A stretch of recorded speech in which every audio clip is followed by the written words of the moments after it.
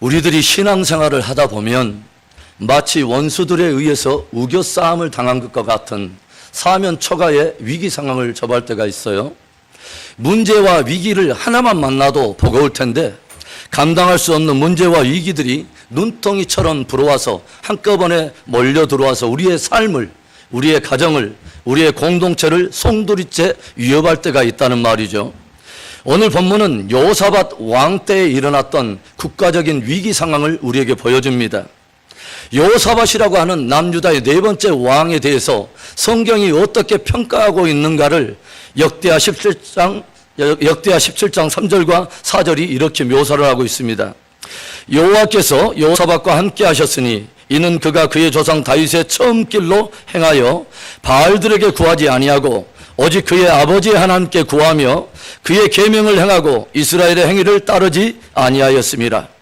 하나님께서 여호사밧 왕을 붙드시고 사용하시는데 그 이유가 무엇이냐면 저가 다윗의 길로 정직히 행하여 전심으로 여호와의 마음을 구할 뿐만 아니라 하나님이 명령하신 계명을 전심으로 마음을 기울여 행하였기 때문이라고 하는 거죠.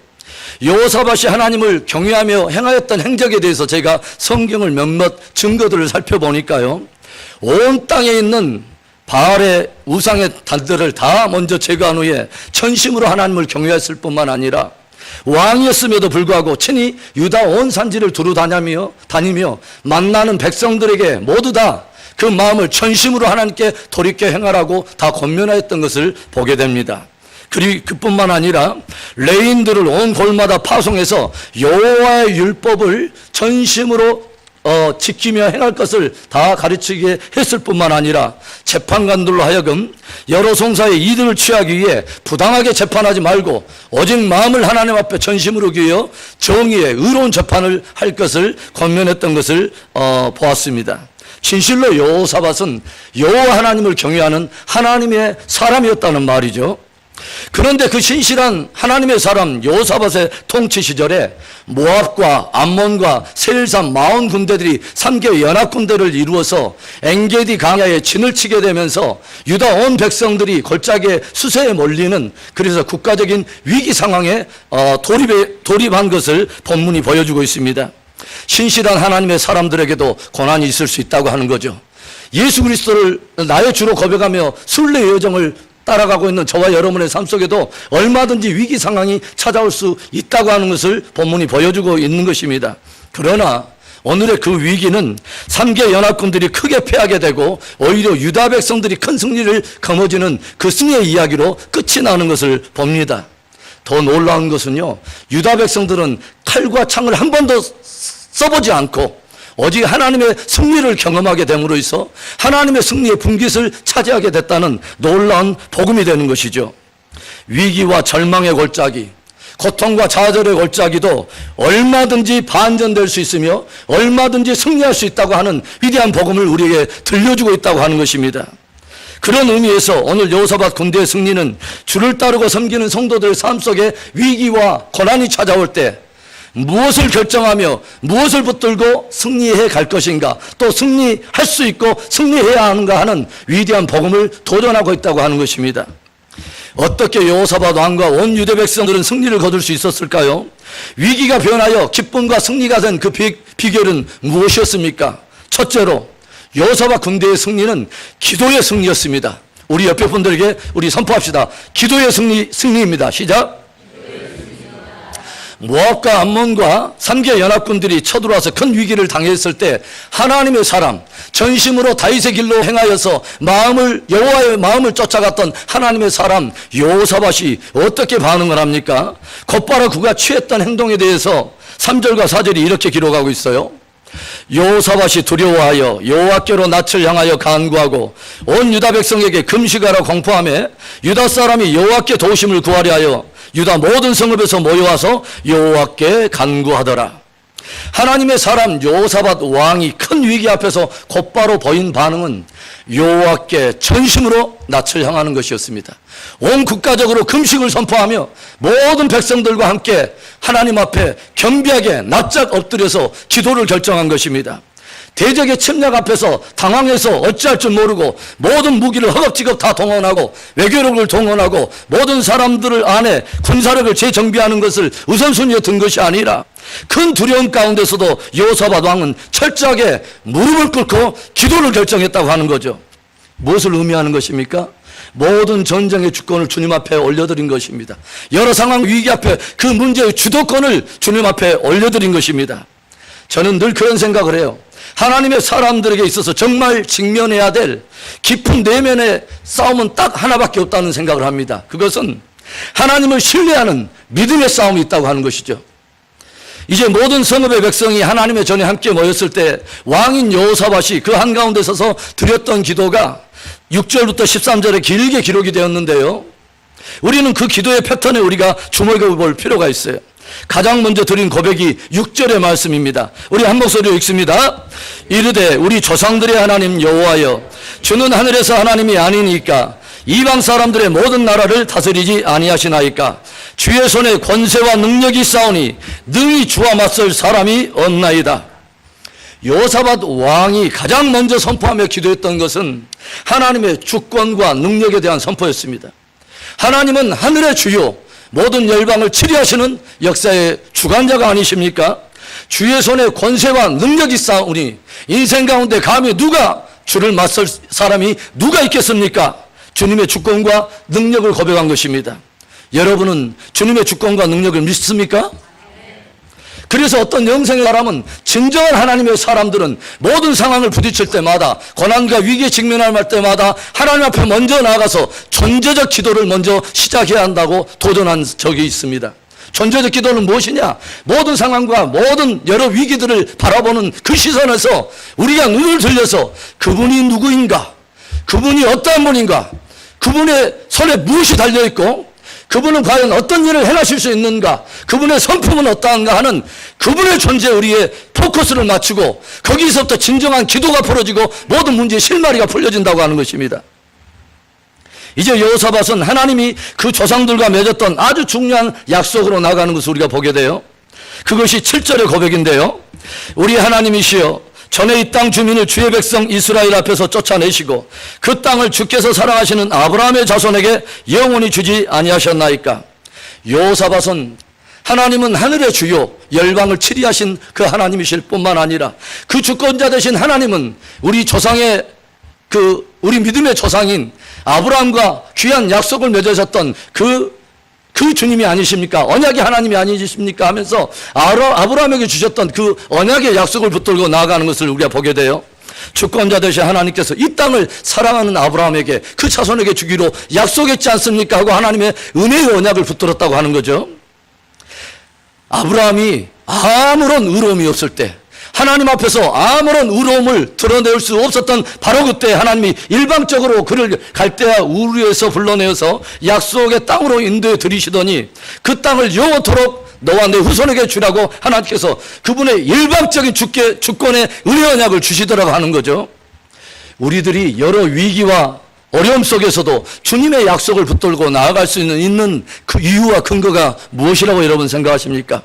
하나님께서 믿음의 사람들에게 주신 약속은 사람들의 어떠함에서 난 것이 아니라, 저와 여러분의 어떠함에서 난 것이 아니라 오직 당신의 주권적인 은혜와 당신의 신실함 때문에 허락하신 약속이기 때문에 우리가 그 약속을 붙들 수 있는 것입니다.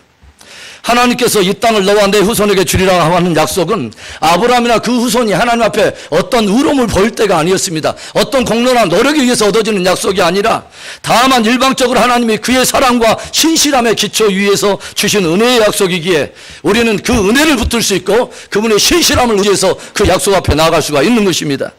그래서 사도 바울은 도전해요. 때를 따라 돋는 은혜를 얻기 위하여 은혜의 보좌 앞에 담대히 나아갈지니라. 그 보좌는 은혜의 보좌인 것입니다. 여호사밧 왕이 하나님께 붙들고 나아가는 또 하나의 약속이 있어요.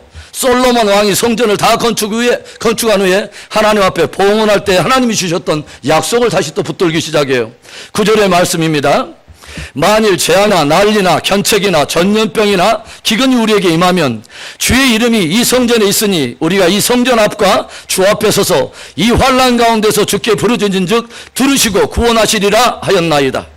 하나님, 만일 이 땅에 재앙과 기근과 난리와 여러 하나님 아버지 주여 고난이 찾아올 때라도 주의 이름으로 일컫는 주의 백성이 그 마음을 낮추고 악한 길에서 떠나 스스로 겸비하여 하나님의 얼굴을 구할 때에만 우리 주님께서 하늘에서 듣고 내가 그 땅을 거칠지라 그 땅을 다시 소성시키리라 구원하리라 약속해 주셨지 않습니까?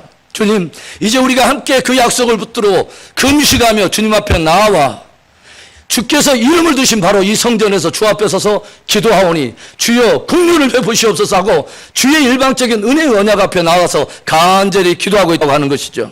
여러분, 이런 원리가 저와 여러분에게 왜 중요합니까? 하나님께서 인생들에게 허락해 주신 은혜의 약속들은 우리의 의로움 때문에 주신 것이 아닙니다.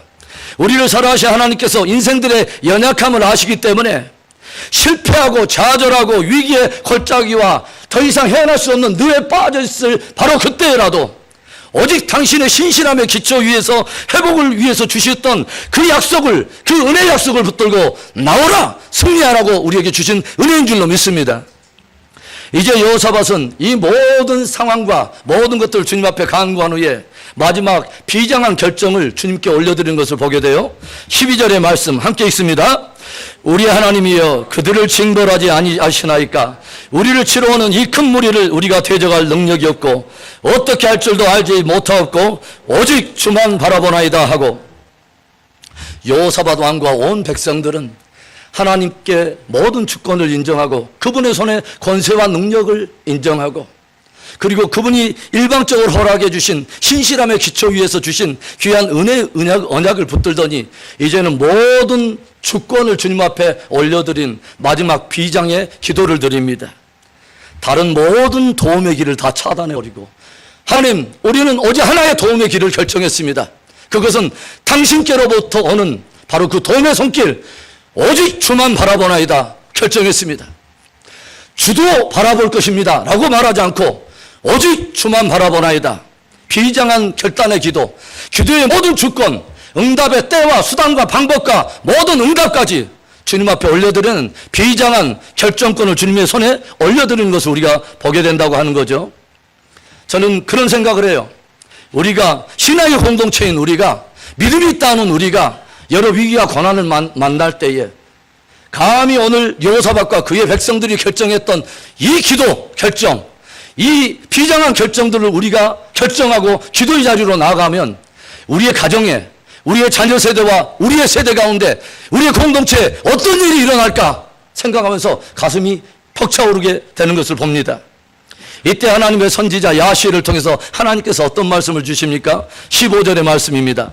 야시엘이 이르되 온 유다와 예루살렘 주민과 여호사밧 왕이여 들을지어다. 여호와께서 이같이 너희에게 말씀하시기를 너희는 이 큰 무리로 말미암아 두려워하거나 놀라지 말라. 이 전쟁은 너희에게 속한 것이 아니요 하나님께 속한 것이니라. 하나님의 주권과 능력을 선포하며 그의 약속을 붙들고 오직 주만 바라보나이다. 절대적인 신뢰로 나아가는 여호사밧과 유대 백성에게 하나님께서 마침내 하나님의 사람 야시엘 선지자를 통해서 응답해 주시는데 어떤 말씀을 들려주십니까? 이 큰 무리로 인하여 너희는 두려워하거나 놀라지 말라. 이 전쟁은 너희에게 속한 것이 아니요 나 여호와께 속한 것이니라. 위로하며 축복하시는 것을 우리가 보게 됩니다. 이제는 하나님께서 그 전쟁의 주도권을 잡으시겠다는 거죠. 이제는 하나님께서 개입에 들어오시겠다고 하는 거죠. 이제부터 전쟁의 양상이 달라지는 것을 보게 되죠. 연합군대와 유다 백성의 이 전쟁에서 이제는 3개 대적의 연합군대와 하나님의 전쟁으로 양상이 바뀌는 것을 우리가 보게 되죠. 그리고 주님의 말씀대로 유대 백성들은요 칼과 창을 한 번도 사용해 보지도 않고 오직 승리하신 하나님, 싸우시고 역사하신 하나님의 승리의 분깃을 차지하는 데만 3일을 허비하면서 전리품을 거두는 놀라운 승리의 주인공들이 되었던 것을 우리가 보게 돼요.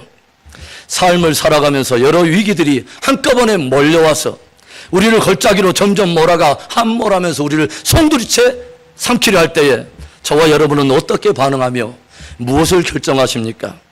오늘 극복하며 돌파해야 될 여러 산재있는 문제와 위기에 눈덩이처럼 불어와서 우리에게 밀려다는 그 고난의 상황 앞에서 오늘 우리는 과연 무엇을 결정할 것입니까? 오늘 여호사밧과 유대 백성의 승리는 여호와 하나님을 신뢰하는 기도로 비롯된 것입니다. 오직 주만 바라보나이다. 우리들의 모든 삶에 찾아온 위기들을 기도로 돌파해버리는 위대한 승리가 있기를 주의 이름으로 축원합니다. 오늘 위기와 사망의 골짜기, 고통과 좌절의 골짜기가 변해서 큰 기쁨과 승리의 골짜기가 된 비결은 무엇일까요? 둘째로 여호사밧 군대의 승리는 순종의 승리였습니다. 다시 한번 옆에 분들에게 잠이 깨도록, 입신에서 깨어나도록 확 크게 순종의 승리입니다. 시작.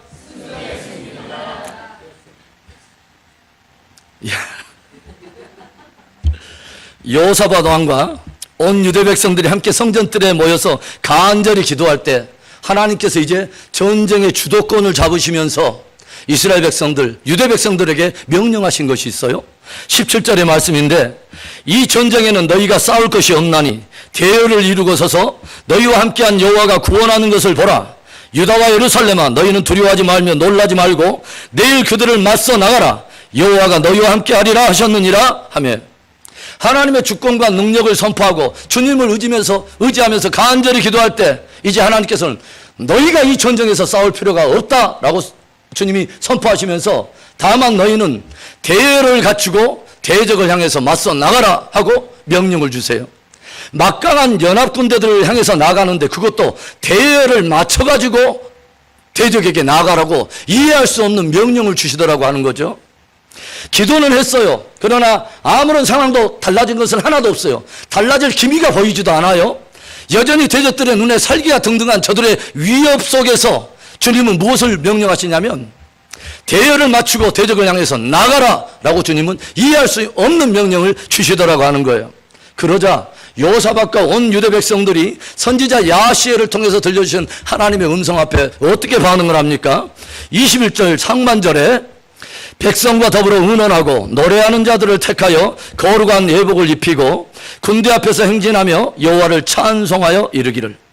대적을 향해서 대열을 갖추고 나가라 하는 하나님의 명령 앞에 여호사밧 왕과 유대 백성들이 함께 의논해서 결정한 것은 모든 군대 앞에 노래하는 사람들을 배치하고 그 뒤에 군대 모든 군인들과 모든 백성들이 대열을 맞추고 그들의 창과 칼로 무장한 것이 아니라 오히려 거룩한 예복을 갖추고 대열을 지어서 대적 앞으로 나감으로 순종한 것입니다.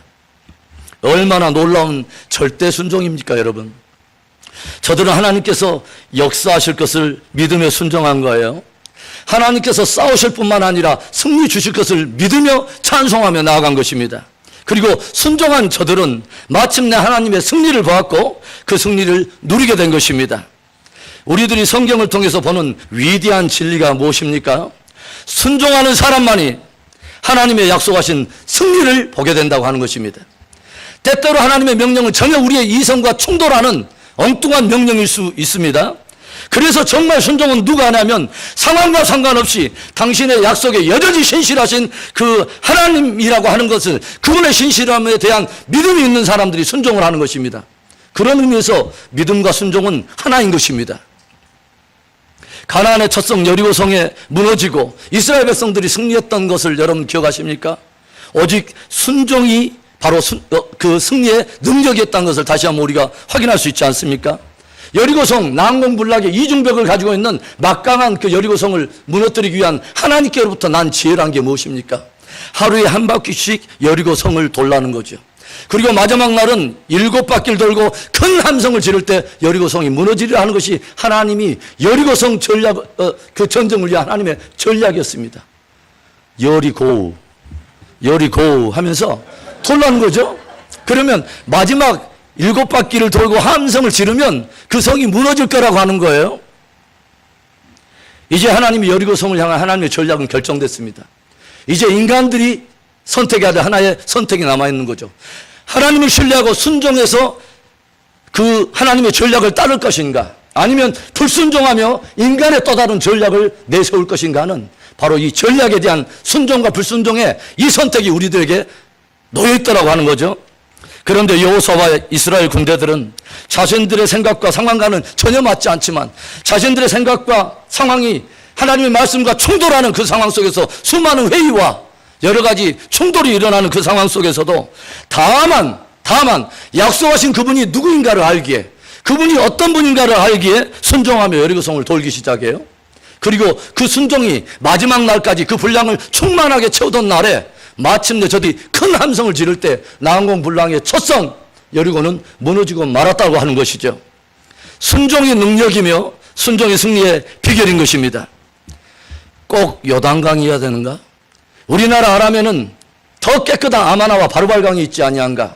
꼭 7번 가서 물을 담가야 돼? 전능하신 하나님이라면 딱 한 번에도 역사하실 수 있지 않는가? 나만 장군은 초라한 일개 속국과도 같은 이스라엘의 작은 선지자 엘리사가 나와보지도 않고 안에서 툭 던지는 하나님의 말씀이라고 하는 툭 던지는 그 말씀과 자기 이성이 충돌하면서 끊임없이 안에서 분노가 일어나고 회의가 일어남에도 불구하고 결국은 그 말씀에서 돌아서서 자기 길을 가지고 가고 싶은 마음이 철석 같았는데 모든 것들을 다 내려놓고 이제 겸손히 그 진리 앞에 순종할 것을 결단하죠. 그리고 마을 위에 있던 자신의 위치를 내리고 그동안 덕지덕지 붙어있는 계급장 다 옷을 다 벗어 던지고 하나님의 말씀이 지시하고 있는 요단강에 7번 불로 순종의 분량을 채우면서 올라오던 바로 그 시간에 마침내 그 살이 어린아이와 같이 여상해지고 문동병에서 자유하게 됐음을 믿을 수 있는 은혜가 있기를 바랍니다. 우리가 기도를 드렸지만 여전히 상황은 변하지 않고 여전히 두려움이 올 수 있어요. 그러나 주님은 말씀합니다. 두려워하지 말고 놀라지 말고 대열을 갖추고 순종의 분량을 채우라. 주님이 도전하십니다. 여러분 깊이 기억하십시오. 순종하는 사람만이 순종의 길을 기꺼이 끝까지 걸어가는 사람을 위해서 예비하신 최후의 승리를 볼 수 있습니다. 순종하는 사람만이 그 말씀하신 하나님의 말씀이 진리라고 하는 것을 반드시 확인할 수 있는 은혜가 있습니다. 오늘 위기의 골짜기에서 승리를 거두게 된 여호사밧 군대의 승리는 순종의 승리였습니다. 이런 순종이 저와 여러분 안에 있기를 축원합니다. 여호사밧 왕과 유대 백성들은 어떻게 승리를 거둘 수 있었을까요? 위기가 변하여 기쁨과 승리가 된 비결이 무엇입니까? 마지막 세 번째, 여호사밧 군대의 승리는 감사와 찬송의 승리였습니다. 또 옆에 분에게 선포합시다. 감사와 찬송의 승리입니다.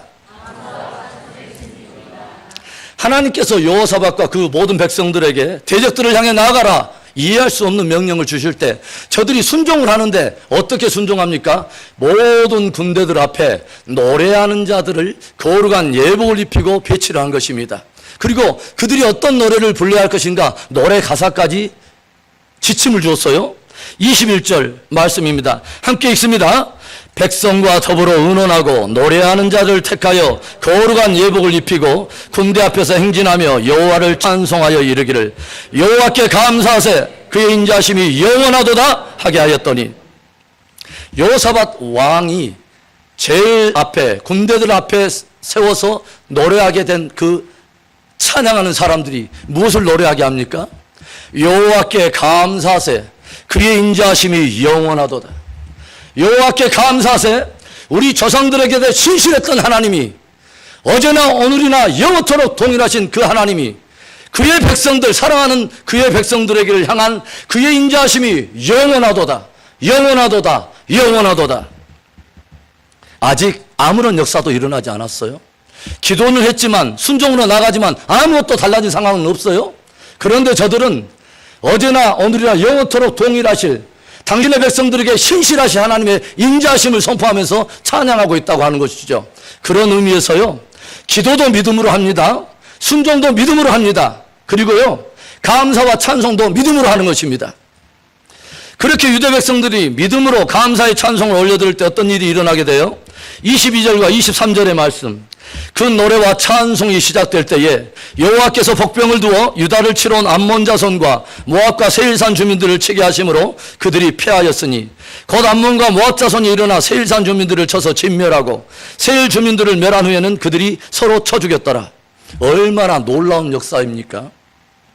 하나님의 백성들이 믿음으로 감사를 선포하고 찬송하기 시작할 때에 그 노래와 찬송이 시작될 때 드디어 하나님의 역사가 일어나기 시작하더라는 거죠. 기도할 때도 어떤 역사가 일어나지 않은 것 같았어요.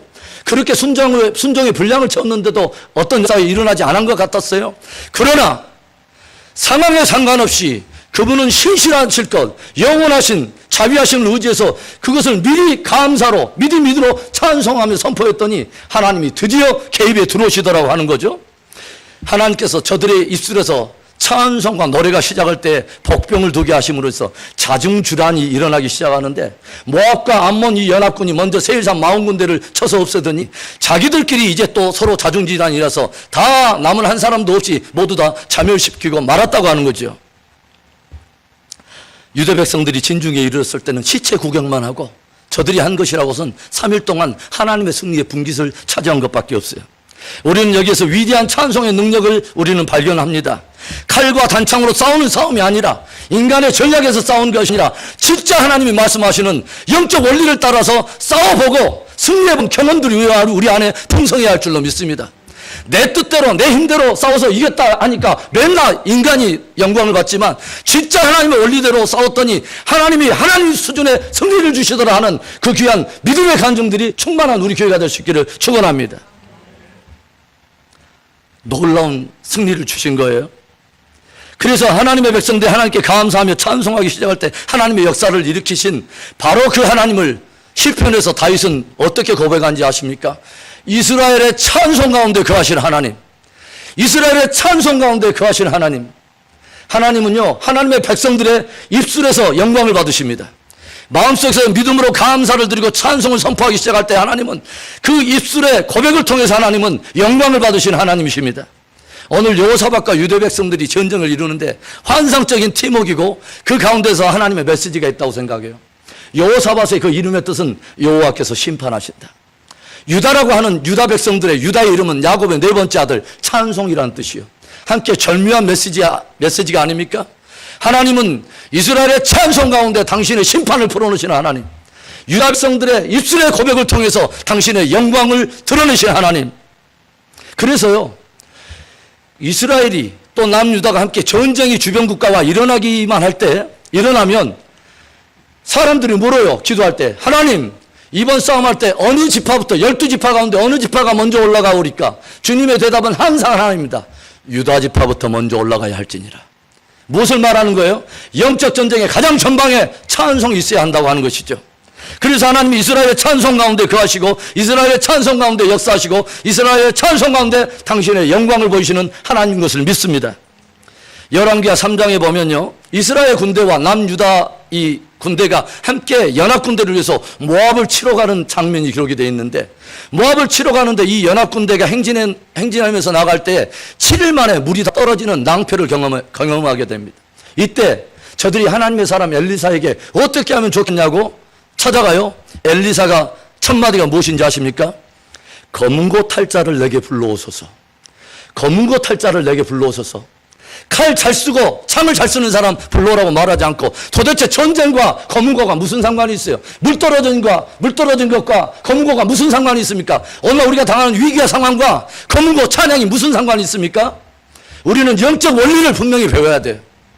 이때 사람들이 검은고 탈자를 데리고 오자 드디어 검은고 탈자가 검은고 타기를 시작할 때에 갑자기 여호와의 권능의 손이 엘리사 위에 임하더니 권능의 말씀들이 쏟아지기 시작하는데, 이 금왕에 개천을 많이 팔아 하는 하나님의 말씀이 들리고 저들이 순종해서 개천을 다 팔았는데, 소제 들을 때, 저녁 소제 들을 때 그날은 비가 오지도 않는 날인데 에돔 동편에서부터 알 수 없는 어마어마한 물이 이 모든 그 광야를 가득 덮게 되고 물을 얻게 되고 이스라엘과 유다 백성들은 승리를 얻게 됩니다. 검은고 타기를 시작할 때, 저들의 입술에서 노래와 찬송이 시작될 때, 다윗의 손에서 수금이 타기 시작할 때 악신이 떠나가고, 빌립보 감옥에서 바울과 실라가 그날 온종일 고문을 당하고 상한 몸으로 고통 가운데 있다가 밤중에 하나님을 찬송할 때 어떤 일이 일어납니까? 그날에 어떤 일이 일어나요? 옥문이 다 풀리고 열리고 모든 착고가 다 풀려버리는 놀라운 기적이 일어나지 않습니까? 찬송은 모든 결박을 풀어내는 능력이며 하나님의 권능의 통로가 됨을 믿을 수 있기를 바랍니다. 요한계시록에 보면요, 하나님의 보좌 앞에서 하나님을 섬기는 네 생물과 24장로의 이야기가 나와요. 내 생물은 하늘 피조물의 대표요, 24장로는 신구약 성도들의 대표인데 저들의 손에 무엇이 들려있는가를 우리가 주목할 필요가 있습니다. 요한계시록 5장 8절과 9절의 상반절을 우리 함께 봅니다. 그 두루마리를 취하시며 내 생물과 24장로들이 그 어린 양 앞에 엎드려 각각 검은고와 향이 가득한 금 대접을 가졌으니 이 향은 성도의 기도들이라. 그들이 새 노래를 불러 이르되, 어린 양 앞에 내 생물과 24장로들이 각각 엎드려 있는데 그들의 손에 무엇이 들려 있습니까? 그들의 손이 각각 검은고와 향이 가득한 금대접을 가지고 있습니다. 하늘 피조물의 대표라 할 수 있는 내 생물과 신구약 성도의 대표라 할 수 있는 24장로들의 그 손에 들려 있는 것은 다름 아닌 검은고와 향이었습니다. 기도와 찬양의 향연이 하나님 앞에 올려드려질 때에 하나님의 영광을 받으시는 것입니다. 또 하나의 구절은 계시록 15장에 승리한 성도들, 14장에는 14만 4천의 승리 성도들의 모습을 보여주면서 이제는 구체적으로 그들이 무엇으로 승리했는가 하는 암시를 보여주는 구절이 있어요. 계시록 15장 2절과 3절의 말씀 큰 소리로 압도합니다. 또 내가 보니 불이 섞인 유리바다 같은 것이 있고 짐승과 그의 우상과 그의 이름의 수를 이기고 벗어난 자들이 유리바닷가에 서서 하나님의 검은고를 가지고 하나님의 종 모세의 노래 어린 양의 노래를 불러 이르되, 주 하나님 곧 전능하신 이시여 하시는 일이 크고 놀라우시도다. 만국의 왕이시여 주의 길이 의롭고 참되시도다.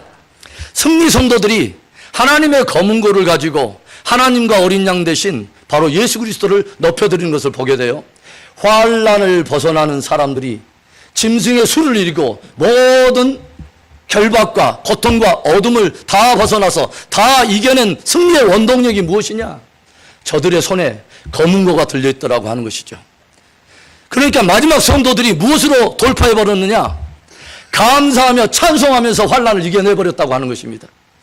찬송하며 감사가 시작될 때 하나님께서 그분의 능력을 풀어내며 여호사밧과 유다 백성의 환상적인 팀웍처럼 이스라엘의 찬송 가운데서 하나님께서 그의 심판을 풀어내심으로 인해서 승리 성도들에게 마침내 그 영광을 주시더라고 하는 것입니다.